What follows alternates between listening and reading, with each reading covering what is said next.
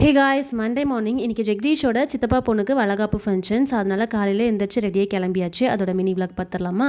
And function வந்து ஒரு 12 போல் start ஆகும் அப்படின்ற மாதிரி சொல்லியிருந்தாங்க. நாங்கள் வீட்டிலேருந்து பிரேக்ஃபாஸ்ட்லாம் முடிச்சுட்டு ஒரு 9:30 9:45 போல் கிளம்பிட்டோம். ஏன்னா 2 hours ஆகும் ட்ராவல் பண்ணி போகிறதுக்கு.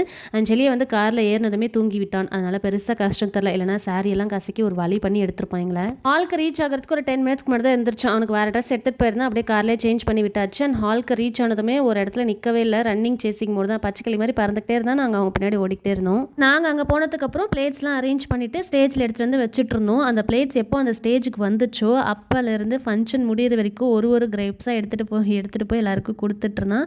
அது வாஷ் பண்ணி சாப்பிடணும், சாப்பிடக்கூடாதுன்னு சொல்கிறதுனால சுத்தமாக சாப்பிடவே இல்லாமல் எல்லாருக்கும் எடுத்துகிட்டு போய் கொடுத்துட்டு இருந்தான். இல்லைனா அங்கங்கே வச்சுட்டு ஓடி வந்துடுவான். அதுக்கப்புறம் பொண்ணு மாப்பிளைக்கு நிலங்கெல்லாம் வைக்க சொல்லியிருந்தாங்க. எனக்கு தெரிஞ்ச மாதிரி நிலங்கெல்லாம் வச்சுட்டு ரிட்டன் கிஃப்ட் வாங்கிட்டு சாப்பிட வந்தாச்சு. இன்றைக்கி வெரைட்டி ரைஸ் சாப்பிடணும்னு ரொம்ப ஆவலாக இருந்தேன். பட் நான் போன டைமுக்கு எல்லாமே காலி ஆகிடுச்சு. மீல்ஸ் தான் இருந்துச்சு. அப்படியே சாப்பிட்டு கிளம்பி வீட்டுக்கு வந்துட்டோம்.